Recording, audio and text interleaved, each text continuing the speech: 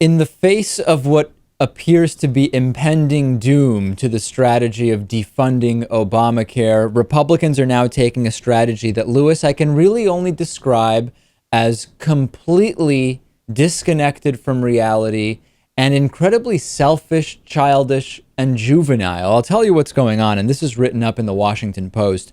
The Senate is ready to send a new version of the Obamacare defunding bill back to the House, and it's simply not going to include the defunding of Obamacare. In other words, it will fund government.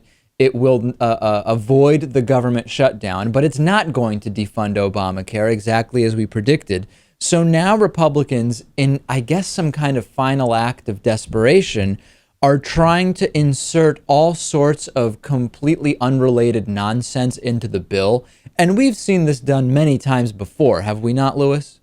Of course, yeah, all the time. So, in addition to delaying the implementation of the health care law for a year, the new idea from Republicans is to establish a timetable for tax reform, squeeze $120 billion from federal health programs over the next decade, and also cut federal civil service pensions.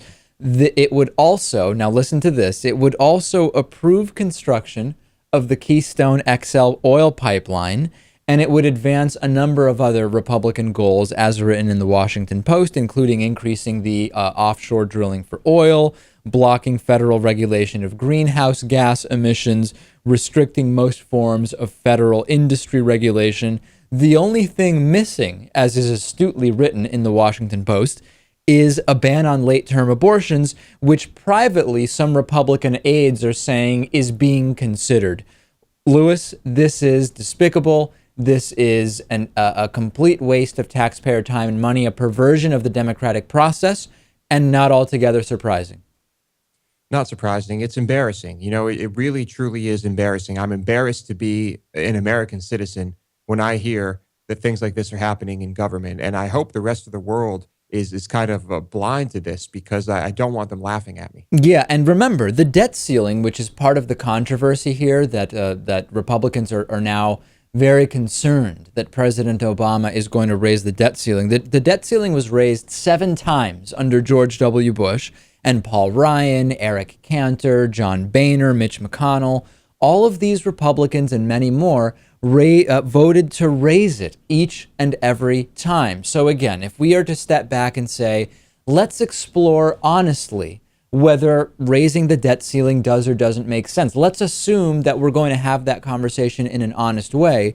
What is the difference now than when these same Republicans voted to raise it under George W. Bush? It becomes very clear what the situation is, which is that this is all about getting in the way of President Obama, something that Republicans vowed to do from the day President Obama was elected. And for all of the problems with the two-party system, the similarities between Democrats and Republicans, the perversion of politics by the invasion of money, for all of that stuff, this is just flat out obstructionism.